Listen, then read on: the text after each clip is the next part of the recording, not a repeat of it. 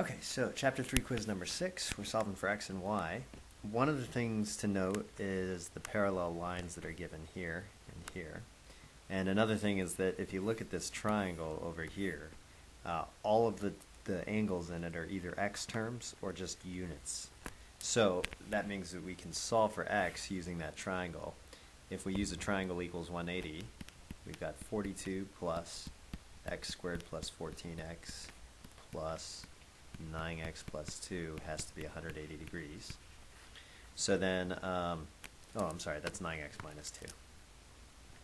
Okay, so if we simplify this side, we get x squared plus 23x plus 40 equals 180. And then I could bring the 180 over to this side, and I get x squared plus 23x minus 140 equals 0. So now it's a quadratic equation that equals 0. So I can do two things with this. I can factor it, or I could solve it by using quadratic formula. Okay, so if I factor it, this one's not the easiest thing to factor, but you can figure out these both have to be x. I need to multiply two numbers to get negative 140, but they should add to 23. So it turns out that the two numbers are 28 and negative 5. I don't think those are particularly easy to come up with, but it is doable. And so then since those multiplied together equal 0, either x plus 28 is 0, or x minus 5 is 0, or both. So we end up with x equals negative 28, or x equals 5. And then when you plug these in, if you plug them into this equation right here, it's going to work. That's not what our question is. Our question is, do they work in the diagram? And so if I actually plug in negative 28 into this angle right here, I'm going to run into a problem because I get a negative angle.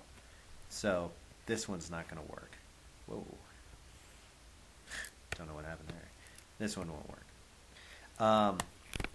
If I plug in 5, I'll actually get some reasonable angles. 5 squared plus 14 times 5. Let's see, 5 squared plus 14 times 5 is going to be 25 plus 70. So this angle here is 95. And this one over here is 9 times 5 minus 2. So this one's 43. Okay, then we've got one other question here. It's 3y. Oh, sorry. Let's first talk about how would we do this using quadratic formula. We've got our form that we need for our equation.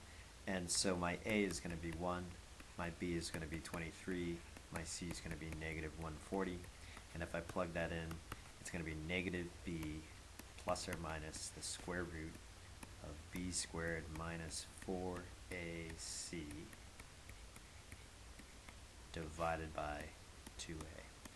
And if you work this guy out, you're going to end up with negative 23 plus something divided by 2, negative 23 minus whatever that root is divided by 2, and you'll get two answers. One of them is 5, and one of them is negative 28. And then when you plug them in again, only this one will work. Okay, so we've got one other part to this problem, and that's to figure out what y is. And here's 3y, here's 42. Let's use these parallels. Right? And if you look at it properly, you can see that Z shape where the top and bottom of the Z, or the N shape where the left and right of the N are parallel. And so that means that 42 is going to equal 3y. And the reason is parallel lines give me alternate interior angles that are the same.